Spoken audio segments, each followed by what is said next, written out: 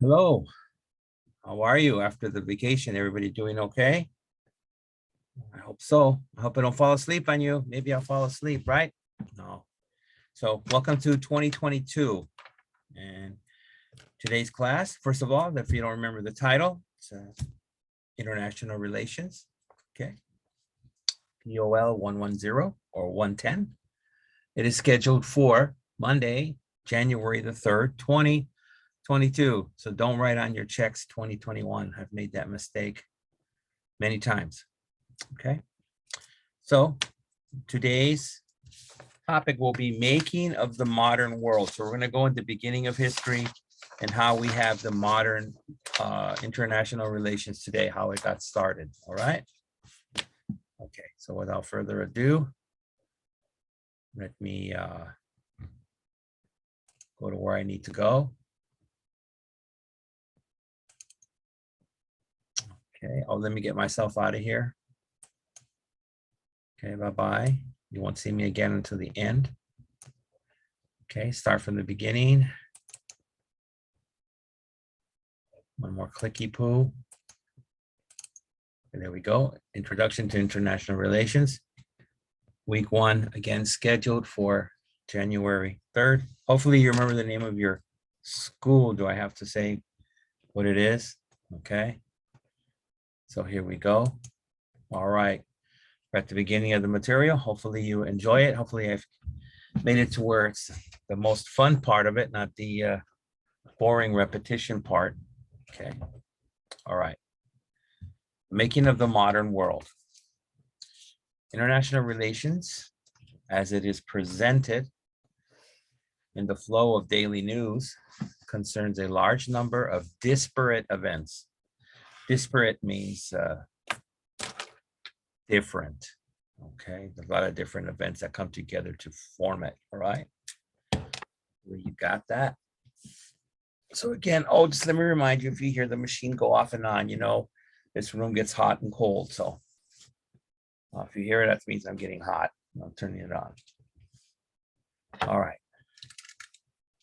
So these disparate events, leaders are meeting, negotiations are concluded, wars can be started, acts of terror or terrorism committed, and so on.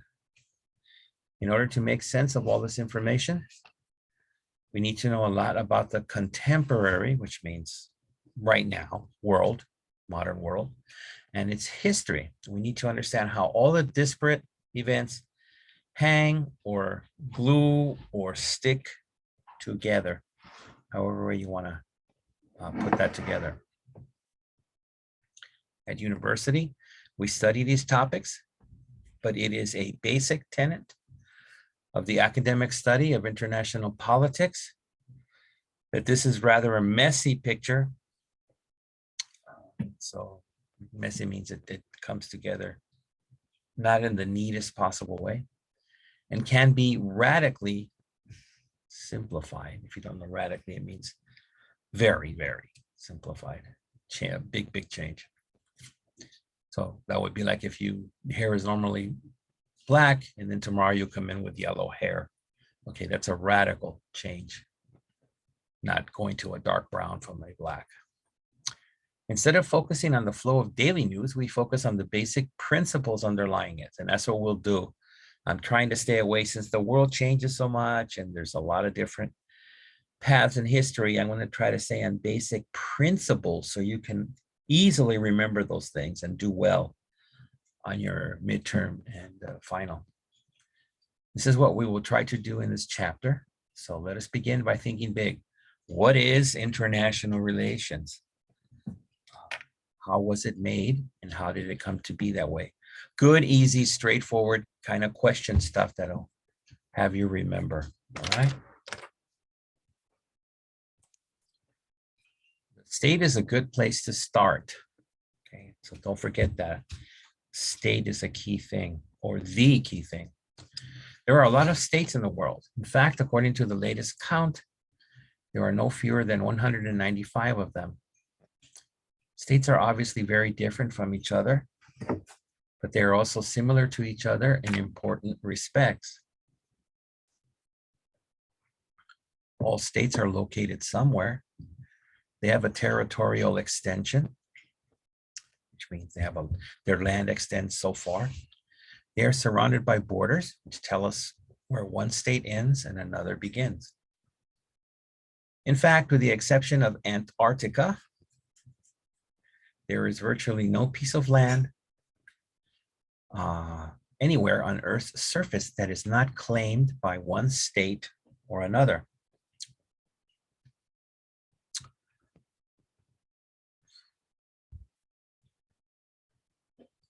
And no piece of land that belongs to more than one state, although admittedly the ownership of some pieces of land is disputed, right?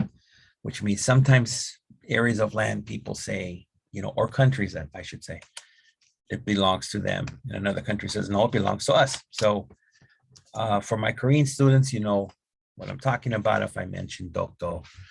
Japan says Dokdo belongs to them, and Korea says it belongs to Korea. So that's disputed, right? Okay. Moreover, all states have their own capitals. Yeah, normally states have capitals, right? You know the capital of California? I have a lot of students that tell me, oh, teacher, that's a Hollywood. No, that's a Los Angeles. No, all your driver's licenses and business licenses and governmental things come from Sacramento. So that's the capital of California, not Hollywood or Hollyweird. Okay, moreover, all states have their own capitals, armies. Okay, so we have a state army. That's through the army, though, the regular army. Foreign ministries, flags. There is a flag of California. You know which animal is on it? Is it the chicken, the seahorse, or the golden bear? What could it be?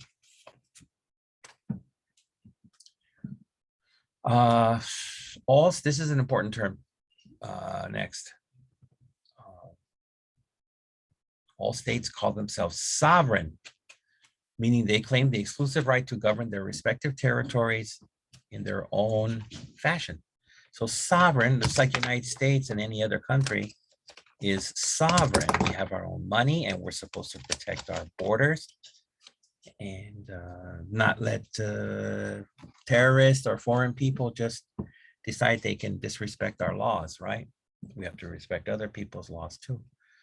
So the sovereign state of California, so we can't allow like Arizona to get tough with us. So I'm sorry, do what you want to do in Arizona, but not here in Cali, right? So in their own fashion, but states are also sovereign in relation to each other. They act in relation to other states, declaring war, concluding a peace, negotiating a treaty, and many others. So again, like you see this thing about declaring war. If Arizona wants to declare war on Texas, California is not forced to agree with that. We can say, we don't agree with that. We want to declare our own war on Oregon, right? So, okay. So we're at the bottom. So, I got to throw a question in there, folks. Okay. First question of the new year, 2022. Go to the whiteboard. And again, you're going to get lucky. Let me get that pencil. I'm going to have some pretty long questions and you're going to have some short answers. It's not a fair trade. What can I say? What am I doing? I should get tough, give you a short question with a long answer. But I've been too kind.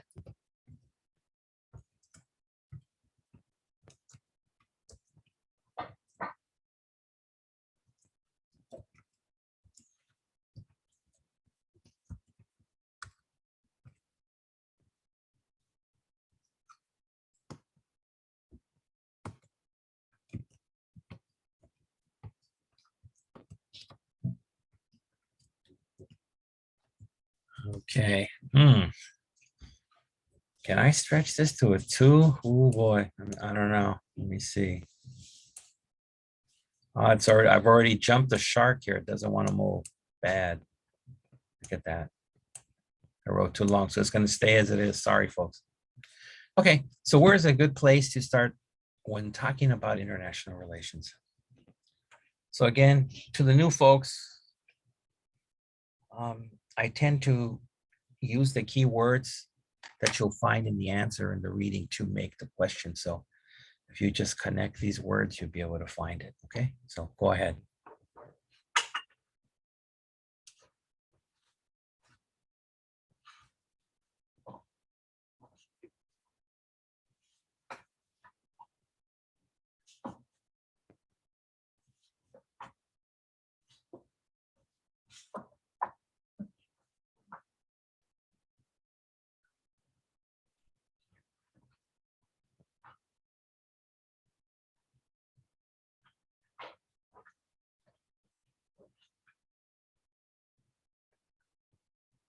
Take your time.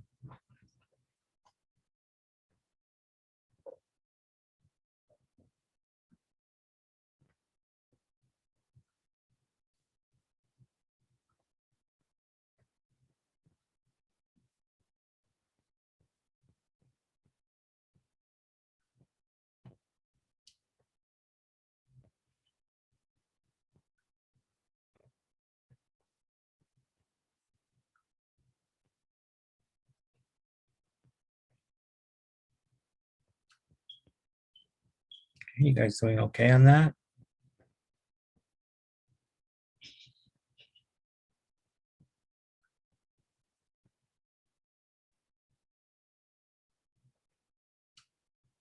Doing okay? All right. See what I can do there. All right, so again, repeating, where's a good place to start when talking about international relations? So don't be silly. Don't tell me, Paris, France, the League of Nations in New York. No, we're talking about principles here and things in history. All right. So let me erase that. That's done. Go back to the material. We ended here on the bottom, declaring war, concluding a peace, negotiating a treaty, and many other things. In fact, match my pages for you.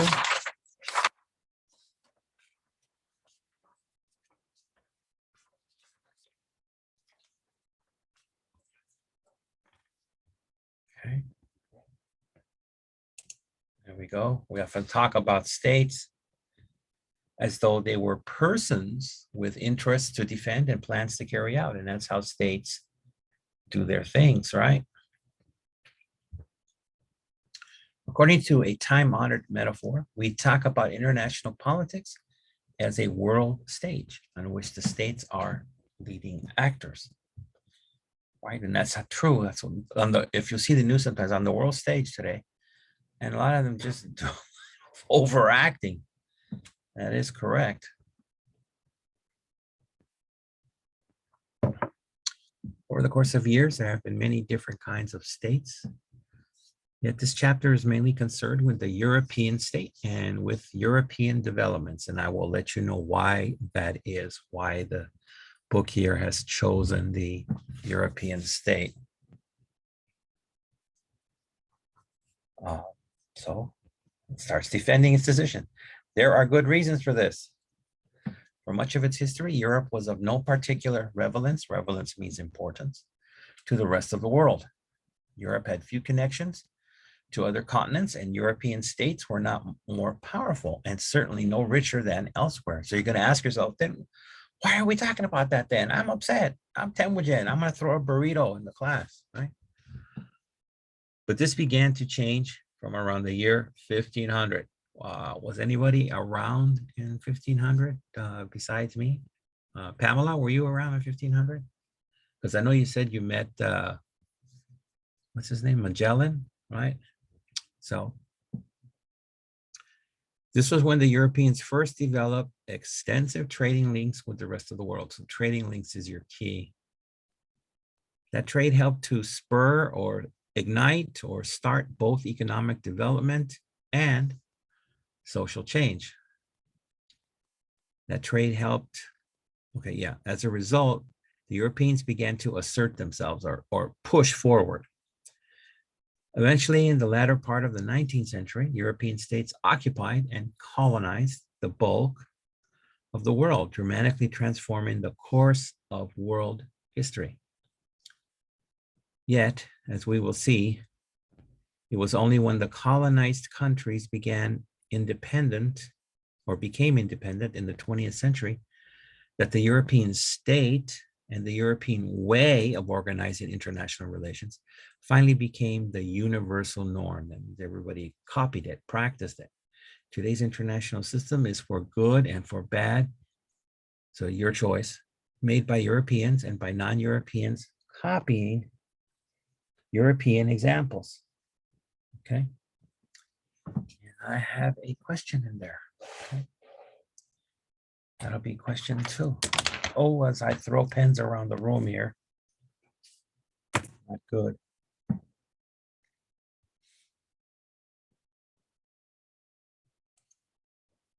Okay, the famous whiteboard. My pencil. Oh, I got a short question. It's not like the next one though. Oh my.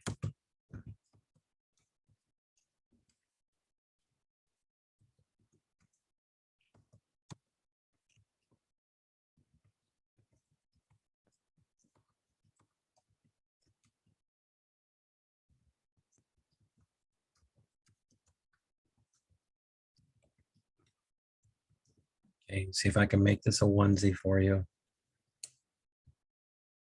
Yay. Okay. Today's international system is made by what? Okay. I don't want my silly guys, I've already mentioned Temujin, but you got young Peel in there. And I don't want him saying something like, oh, it's made by chocolate. That's how the international, no, coffee, because everybody loves the Starbucks. That's not what that means. Again, I'm looking for the people and their examples. Okay, so go ahead.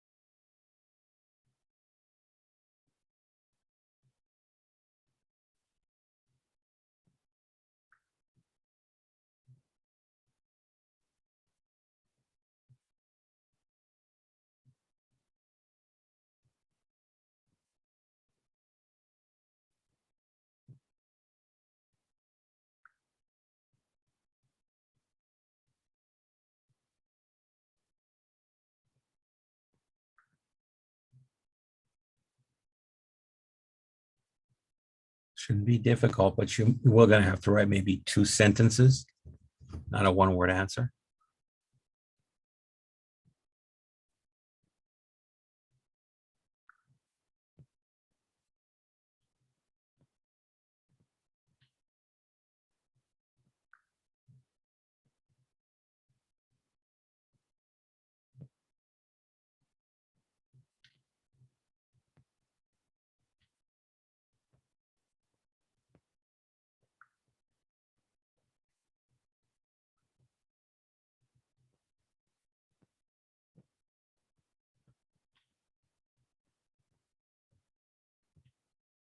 Think you got that?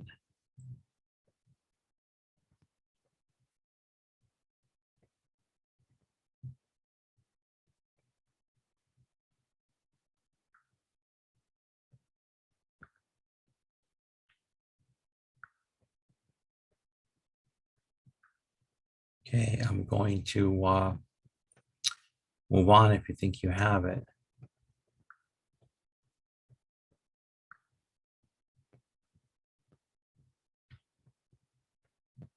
All right. All right, today's international system is weighed by what? Again, people, countries, not chocolate. erased. Let's go back to the reading.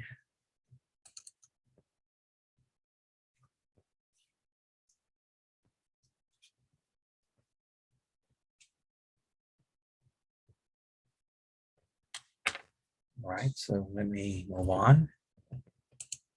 All right, the rise of the sovereign state. So again, there's that big word I said, sovereign. In medieval Europe, international politics consisted of a complicated pattern of overlapping jurisdictions and loyalties. You know, we still have, if you don't know what overlapping is, just think of, if you order some pancakes, let's say at IHOP, and they give you 4 pancakes. Well, they're overlapping one on top of the other. And that's how we have, even in government today, with all these different organizations and committees and things, they just overlap each other, these jurisdictions. And loyalties, that's another bad thing. It shouldn't be. It used to be, for example, the LAPD would not cooperate with the FBI. You would think so. FBI is our federal police, but they hated each other, so they wouldn't cooperate, and that's not good for the citizens, right? So continuing, most of life was local, and most political power was local too. At the local level, there was an enormous diversity of political entities. Feudal lords who ruled their respective estates much as they saw fit, which any way they wanted to, that's what that means. Cities made up of independent merchants, business people. States ruled by clerics, those are religious people, and smaller political identities such as principalities and duchies. Right, we don't really have those anymore. Maybe some principalities, but no duchies, so don't need to go in on that. There were even brotherhoods, such as the Knights Hospitaller, a military order who laid claims to a political role. There were also, especially in Northern Europe, many peasant, which means very poor people, communities that were more or less self-governing. So again, many different people inside this large area with many different styles of governing and powers. There were kings too, of course, such as the kings of France and England, but their power was limited and their poverty looked like wealth only in comparison with the conditions of near destitute. Destitute means you have absolutely nothing, right? No home to live in, no car to sleep in, nothing. And these near destitute members of the peasant class underneath them, okay? In medieval Europe, there were 2 institutions with pretensions, which means like, let's say, hopes or ideas, to power over the continent as a whole. So there was 2 institutions that said, hell, we'll just, take all of Europe, right? And they were the Catholic Church and the Empire, which means kingdoms. The church was the spiritual authority with its center in Rome. Apart from a small Jewish minority at that time, all Europeans were Christian, and the influence of the church spread. So we'll stop there. I have another question.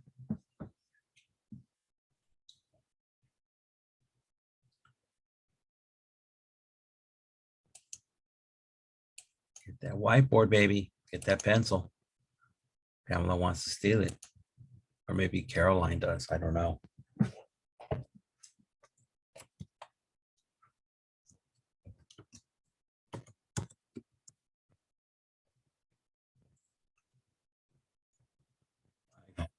I before E except after C, right? That's the spelling rules we have in English, one of those ones they teach you as kids.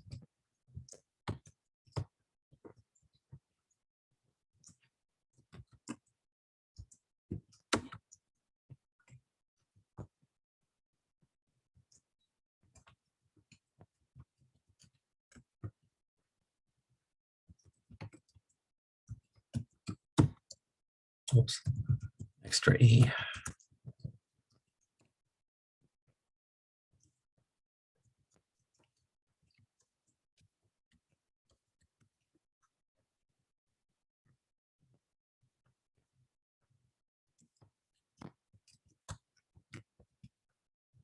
Okay, I'm not even going to try to fix that one. It is what it is. In medieval Europe, there were two institutions that wanted power over the whole continent. Name them. Okay, I think I just talked about that, so that should not be difficult. So go ahead, give it a go.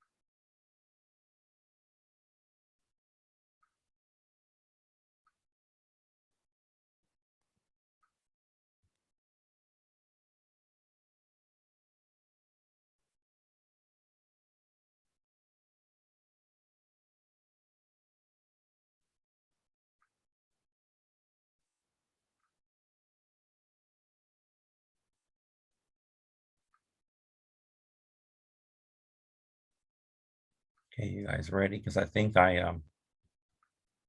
got you that pretty quickly.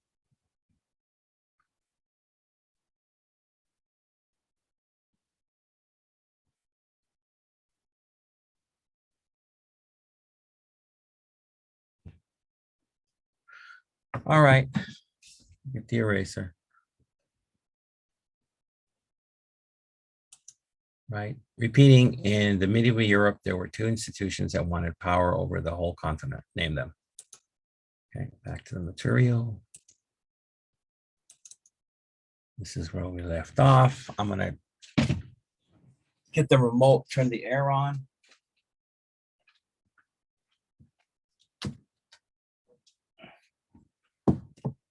You hear that sound?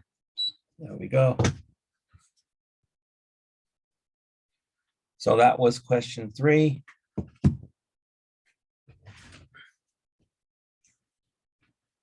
Okay, since I've already read the little bottom part there, let's continue. Let me match up with my paperwork so we don't get lost.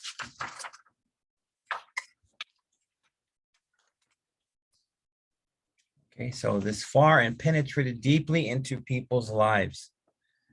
As the custodian from Roman times of institutions like the legal system and the Latin language, the church occupied a crucial role in the cultural and intellectual life of the Middle Ages. The empire known as the Holy Roman Empire was established in the 10th century in central, predominantly German-speaking Europe. It also included parts of Italy, France, and today's Netherlands and Belgium. So hopefully you guys know your geography, especially here, your European geography. It derived or took legitimacy from the Roman Empire, but had none of its political power. The Holy Roman Empire is best compared to a loosely structured federation of many hundreds of separate political units. Again, that's where you're going to get that overlapping stuff. All right. So continue there. right? Let me match up my paperwork. Don't want to get lost.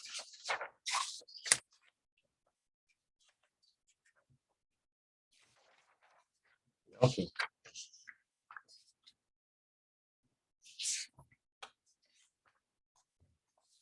We check the number of questions. 1, 2, 3. Okay, so the next question will actually be 4. Okay. The Treaty of Westphalia in 1648, which concluded the 30 years of warfare, has come to symbolize the new way of organizing international politics. From this point onwards, international politics was a matter of relations between states and no other political units. That's important. All states were sovereign. There's sovereign again, meaning that they laid claims to the exclusive right to rule their own territories and to act in relation to other states as they themselves saw fit, which means they themselves wanted. We're not talking about going to the gym and doing exercises to get fit. When someone or something says, I do this the way I see fit, means it's 100% the way they want to do it. All states were formally equal and they had the same rights and obligations. Taken together, the states interacted with each other in a system in which there was no overarching power, which trying to say no state had more power than the other. Sovereignty and formal equality led to the problem of anarchy. You know what anarchy is? Another word for anarchy is chaos. It means where everything just goes crazy. Nobody's following any of the rules. Within a country, anarchy refers to a breakdown of law and order, but in relations between states, it refers to a system where power is decentralized and there are no shared institutions with the right to enforce common rules. An anarchical world is a world where everyone looks after themselves and no one looks after the system as a whole. Instead, states had to rely on their own resources or to form alliances through which the power of one alliance of states could be balanced against the power of another alliance.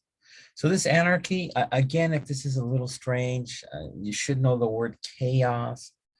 I find what's, we have a new district, well, I don't know how new he is now, but we have a district attorney that's has changed the old law motto of we have to be hard on crime or criminals, people that do bad things, which if you don't do that and what he's changed around. So in other words, I'll give you the best example I can.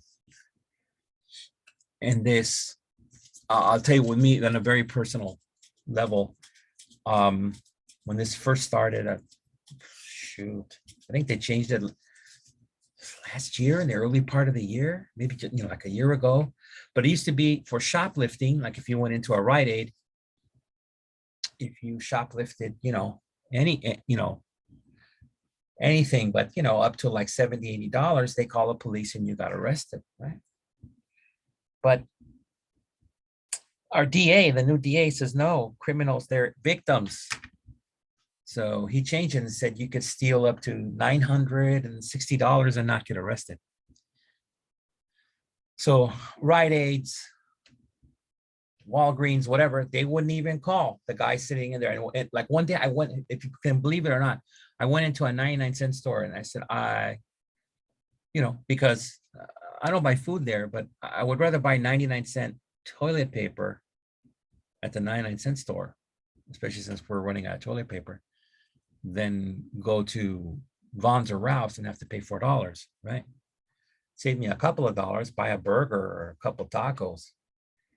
And they said, not that we're sold out, sir, the salesman told me. He says, but the homeless people came in here and stole all of our, and like there was nothing he could do, the manager. No police, no protection, no nothing. So to me, that's anarchy, right? In our personal one-on-one basis. So they're talking about the states here, and that's when they're not following the rules of the state and things can be bent. Okay. So if I look at my stuff here, okay, I do have a question. So that's being turned off. It's cool now. Why this room gets so hot? Maybe because of the ghost that runs around in here. That's it. Now here we go with a long question. Boo-hoo from me.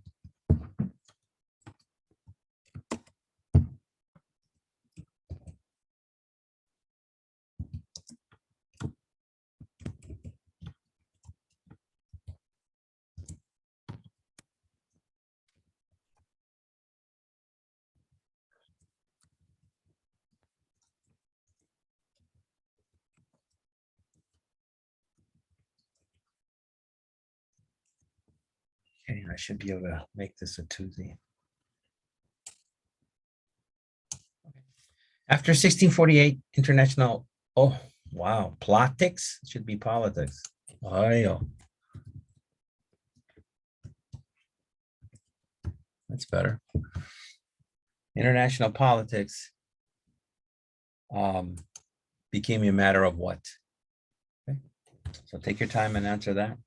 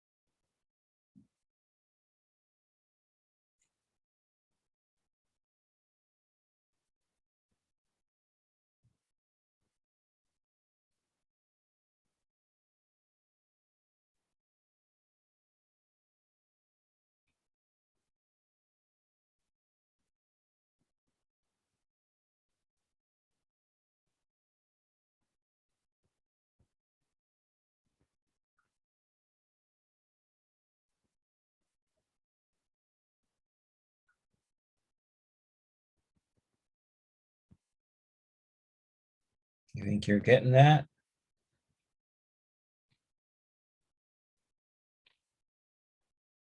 I hope so.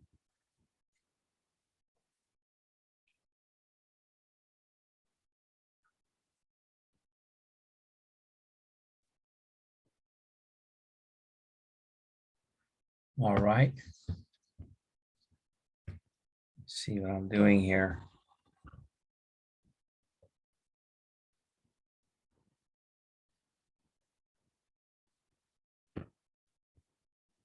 Okay. Going for the eraser.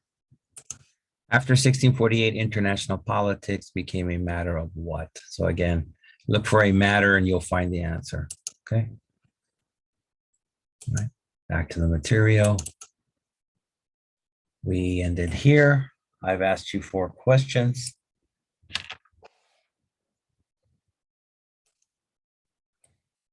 So we go on international system.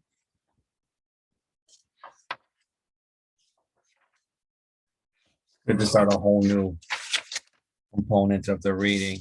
Keeps it fresh. All right. An international system. The early modern state was coercive. Coercive means forces you. To be coerced means somebody forces you, like the mafia coerces you to do something, pay them money. Machinery designed to make war and to extract resources from society. Ooh, not good. Yet at the end of the 18th century, this machinery came to be radically transformed. or rather, the state was combined with a nation, forming a compound noun, the nation state, which was organized differently and pursued or chased different goals. Important area here, people. Use your yellow marker. A nation, in contrast to a state, constitutes or makes up a community of people joined by a shared identity and by common social practices. Communities of various kinds have always existed, but they now became for the first time a political concern. As a new breed of nationalist leaders came to argue, the nation should take over the state. Uh-oh, not good, then you'll have communism, and make use of its institutional structures to further the nation's ends, right? In one country after another, the nationalists were successful in these aims. Ooh. Okay. So I do have a question in here too. This would be question 5. Lucky for me, it's a short question, but maybe not a short answer for you. Pencil. Okay, question 5. It's going to be easy. What is a hamburger? Is that what I'm going to ask? What is a Big Mac? What is a cheese quarter pounder? Easy peasy, lemon squeezy. What is a nation state? So go to it.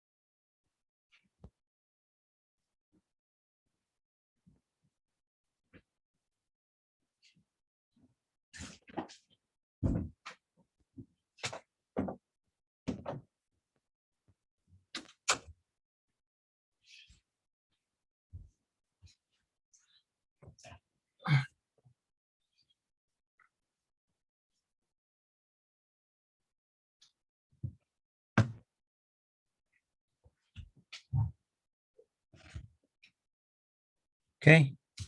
You think you got that on question 5? Let me get the eraser. What is a, not cheeseburger, Big Mac, ice cream sundae? What is a nation state? Okay. Back to the material. We ended here in the bottom of international system. Let me see here first. Okay. New material, the Europeans and the rest of the world. Let me get my paper to match. We don't want to lose our spot.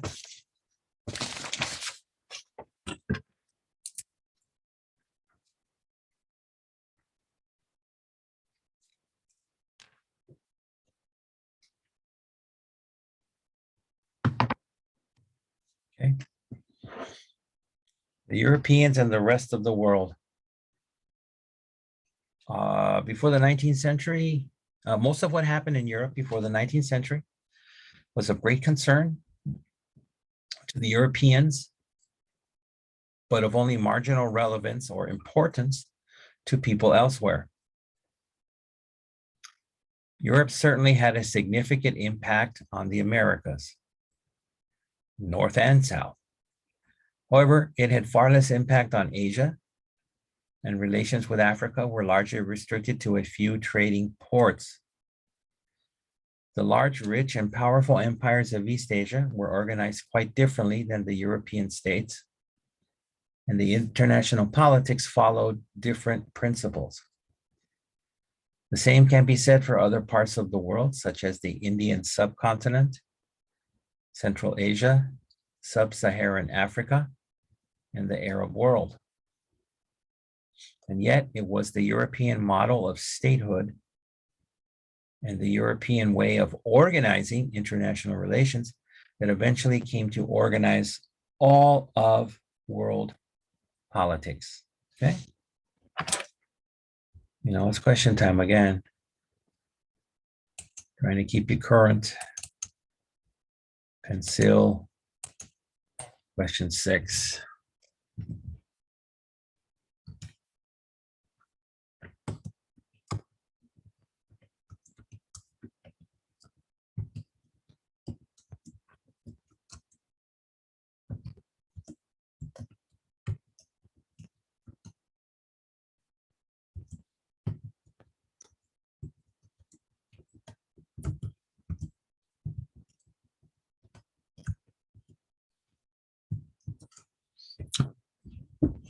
Let me fix that.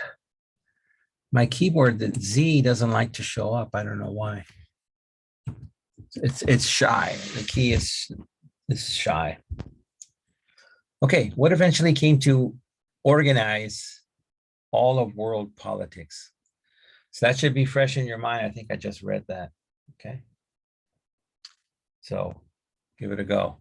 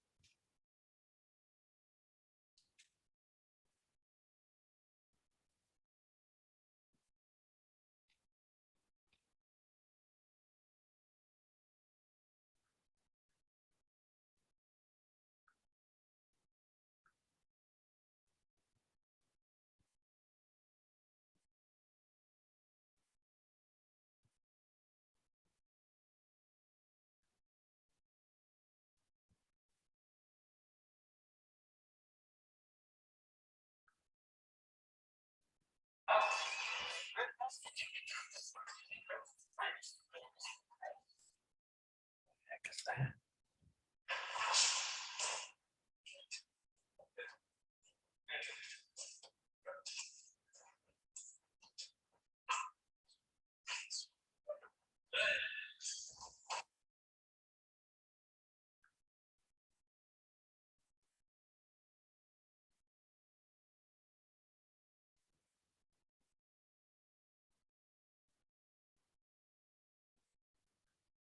The tornado. That was just.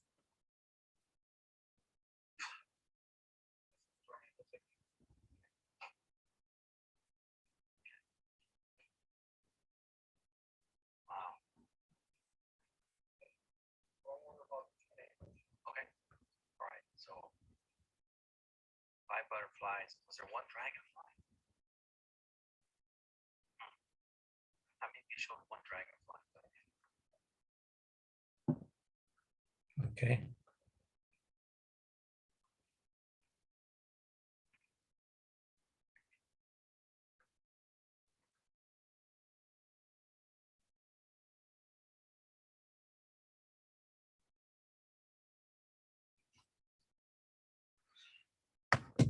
Okay. We get the eraser. Again, repeating what eventually came to organize all of world politics. Don't say, oh, I think it was Joe Biden. No, come on. Even he's not that old. Okay. Back to the material. So we finished at the bottom of this. What's next? All right, we match up my paperwork. That's good. All right. Proceeding. As previously mentioned, Trade was an important source of revenue for states in early modern Europe. Trade, get the yellow marker out. And no trade was more lucrative or financially successful than the trade with East Asia. Europeans had developed a state for East Asian goods already in the Middle Ages, for spices above all, but also for silk and other exotic commodities. During the Mongol Empire, 1206 to 1368, much of the vast stretch of the Eurasian landmass was unified under one set of rulers, and it was easy to obtain goods via the great caravan routes which crisscrossed Asia.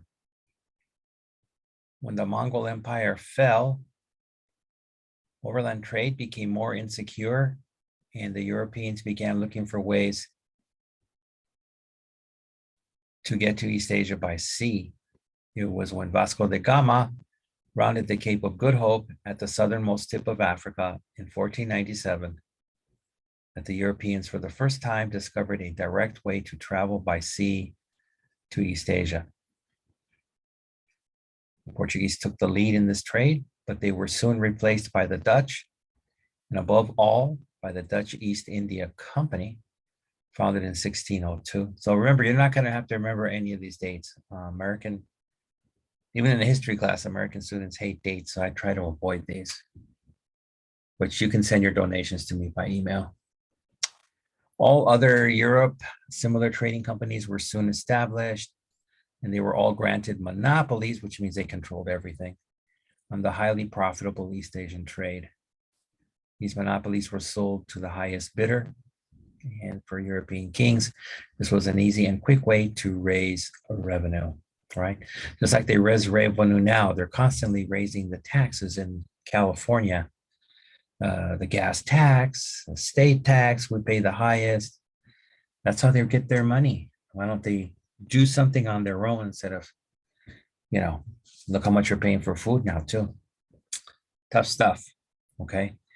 So in that big reading, I have a question for sure.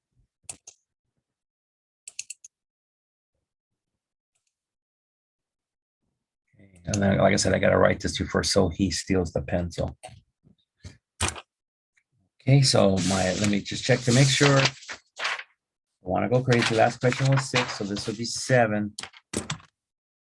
Means we're getting close to the end here.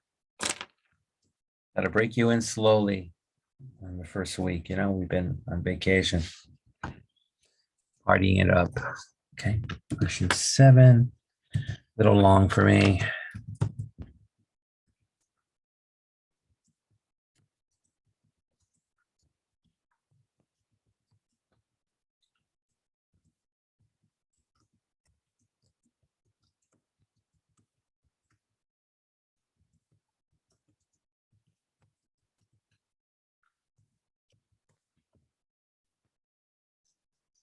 Okay.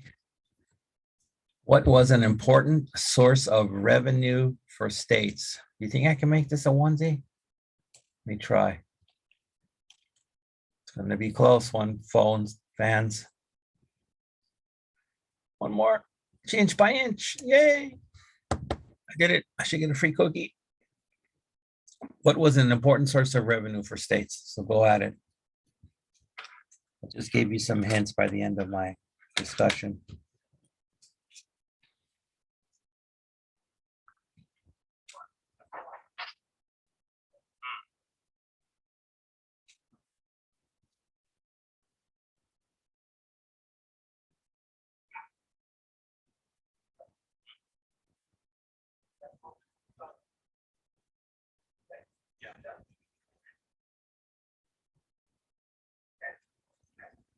That's going to be colorful.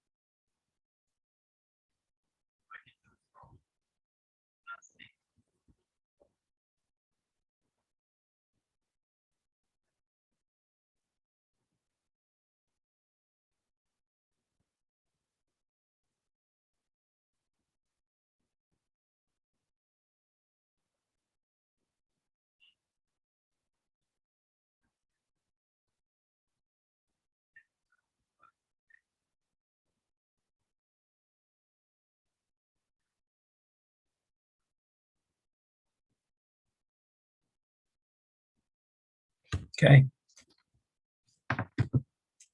All right, I'm gonna grab that eraser. What was an important source of revenue for the states? Alcohol and marijuana. Marijuana maybe now, not alcohol, since it's legal in California and the state of Washington and Colorado. Okay, so that's done.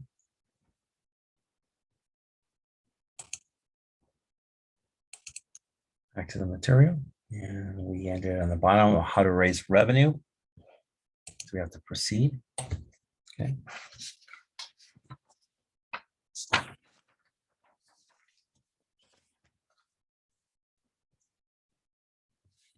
was only in the 19th century that relations between Europe and the rest of the world were irrevocably transformed. Irrevocably means they cannot be changed. Something happened that cannot be fixed.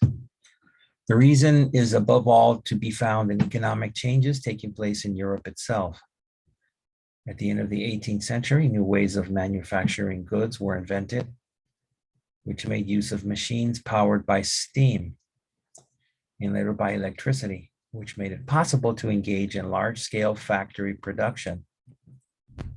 As a result of this so-called industrial revolution, it's a nice term, maybe it's a key term, the Europeans could produce many more things and do it far more effectively, or I'm sorry, efficiently. It is effectively, but efficiently too. As cheap mass-produced goods flooded European markets, the Europeans began looking for new markets overseas. They also needed raw material for their factories, which in many cases only could be found outside of Europe. These economic imperatives meant that Europeans took a renewed interest in world trade. This time it was the British who took the lead. It was Britain in that the Industrial Revolution had started, and the British, an island nation with a long history of international commerce, had a navy second to none. That way they can easily travel the world's seas, the 7 seas. Before long, they had established commercial outposts from Canada to South Africa and Australia. But it was India that became the most important colony. The commercial outposts and their colonial settlements soon grew in size as the British sought or looked for to protect their economic investments by means of military force. Okay, so at the end of that, I also have a question. That'll be question 8. My board. Long question again, but your answer will not be too short. So we're going to share in the pain here.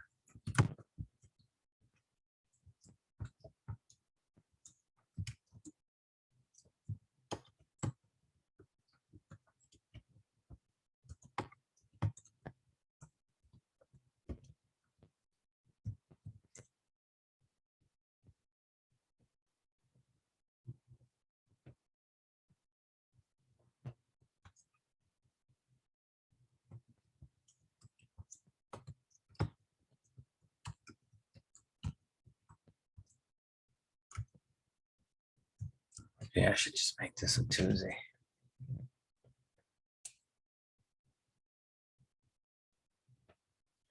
That's nice. Okay. What did the Industrial Revolution allow Europeans to do? So go ahead. Answer that, please.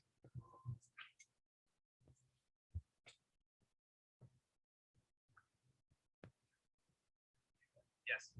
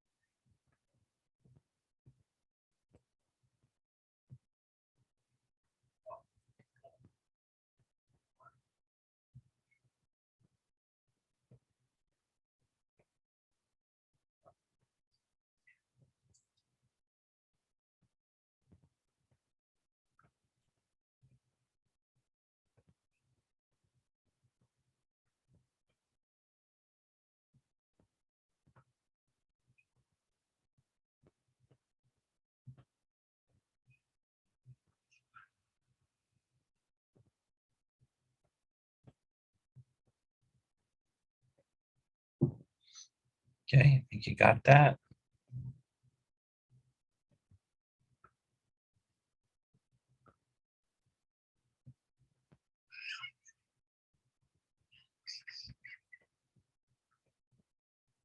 All right. What did the Industrial Revolution allow Europeans to do? Don't say it. Don't say it. It allowed them to open KFCs and then do K-pop. No. Okay. So let me get the eraser. And that's all she wrote there. Back to the material. We ended here on the bottom. The British sought to protect their economic investments by military force.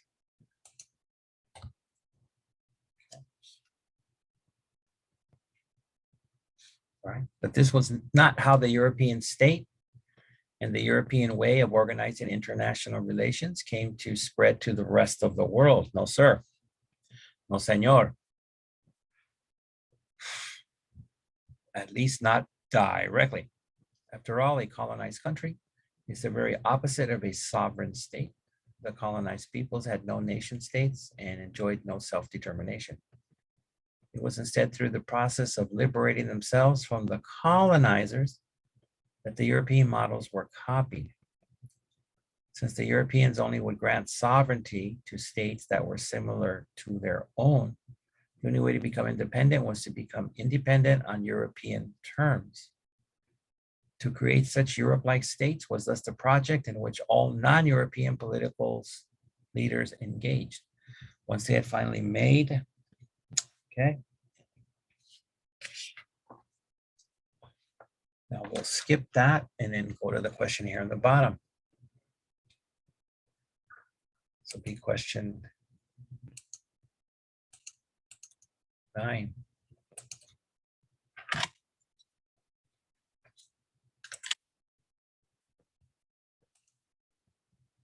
Oh boy, it's a long one. Bad for me.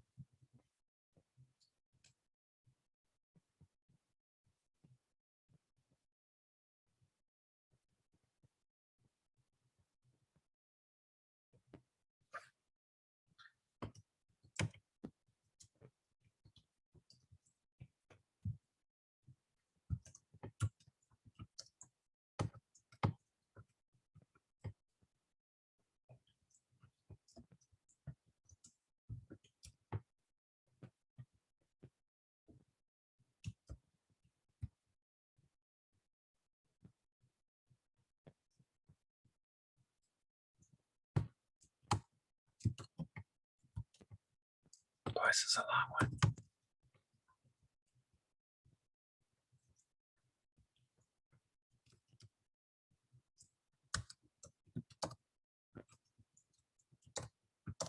Getting tired just typing this in.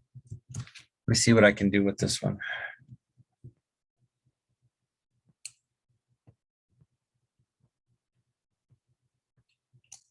Okay, that's not bad. Okay, exactly how was the European way of organizing international relations copied by the rest of the world? Give me example, okay? Or examples. So that would be question 9.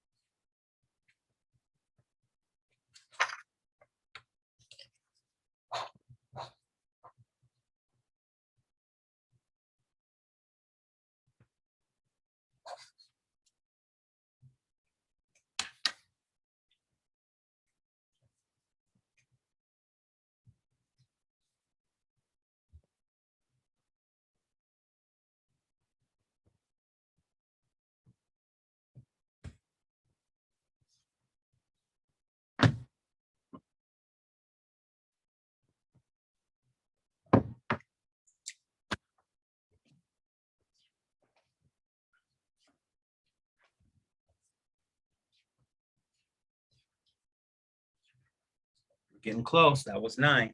10's coming up. And then we'll be done. Get you guys out of here a little early today. It's the first week. I know it's tough coming back.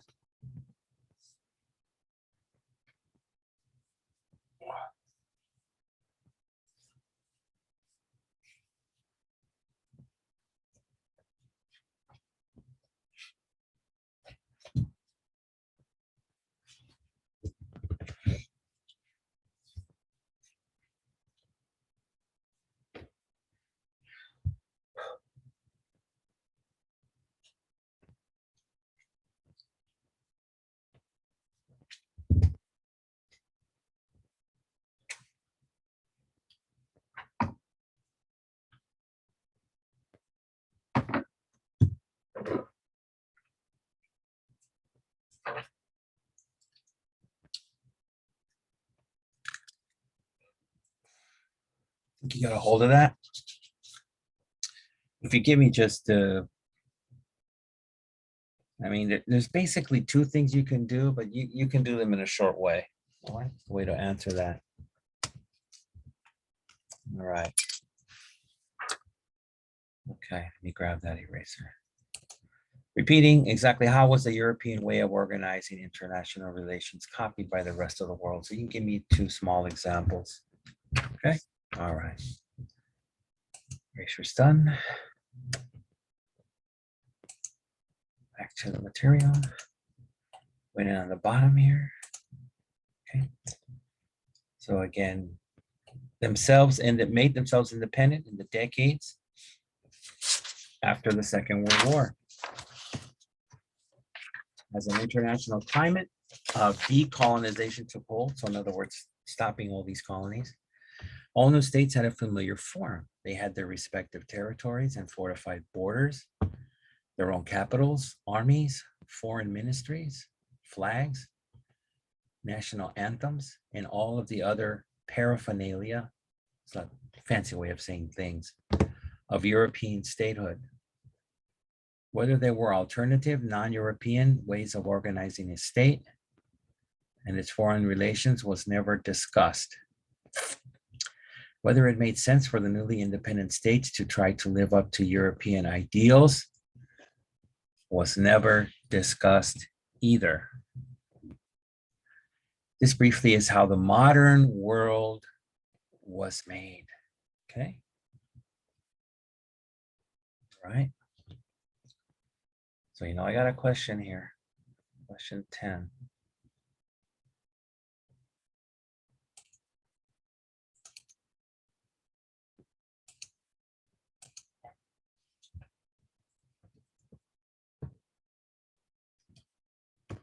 This will be more direct.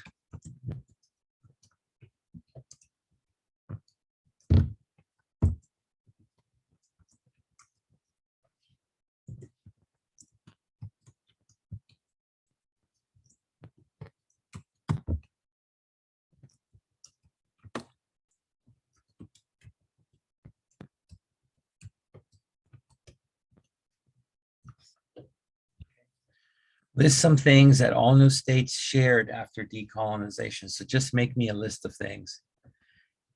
And again, as I repeat every quarter, this is more for the new people. My regular people know me.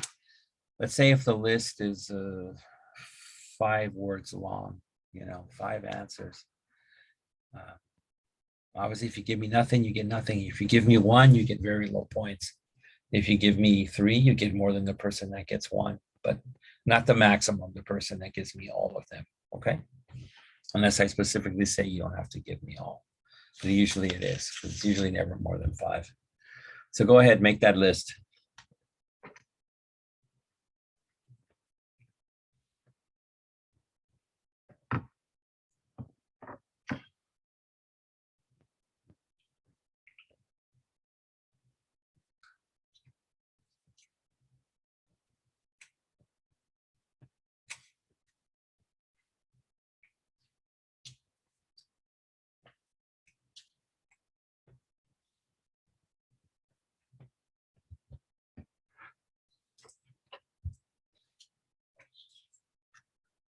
Okay, attack making that list.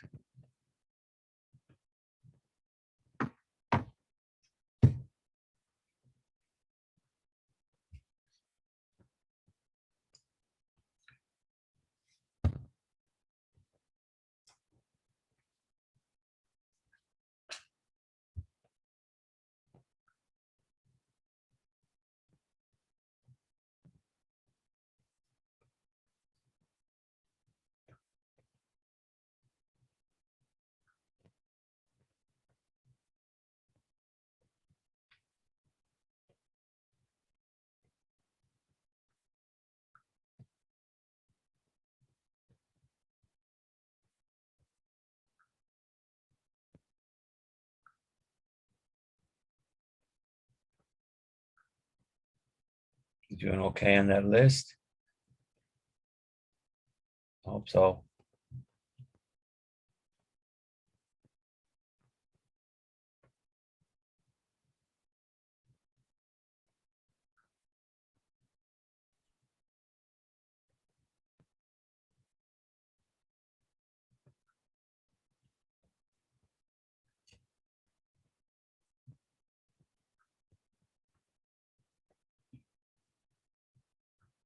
All right, I think you probably got that.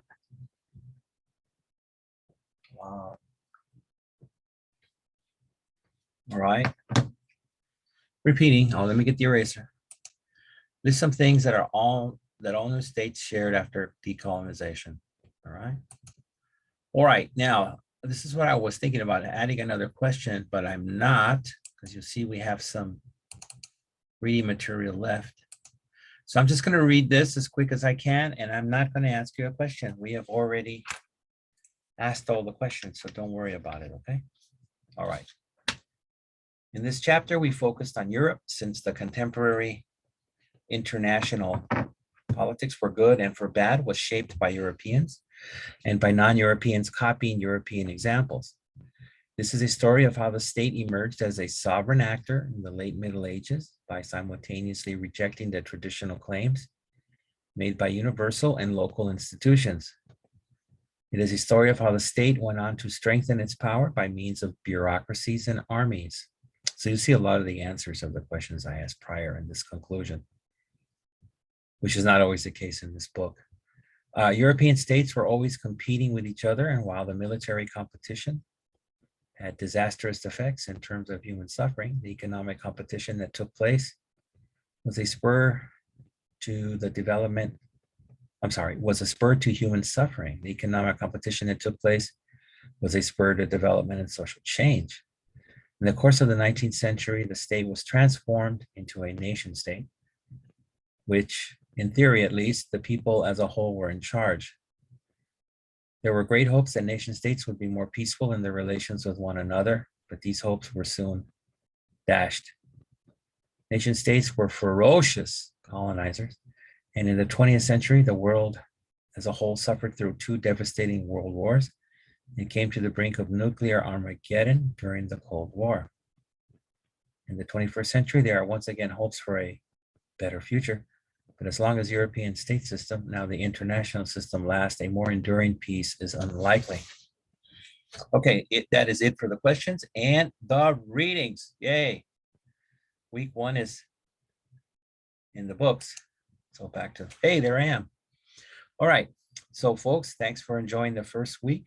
Okay, again, scheduled for, so I look at my trusty calendar, January the 1st, 2022. This will be winter quarter. All right. So everybody take care, and I'll see you next week. Okay. Bye-bye.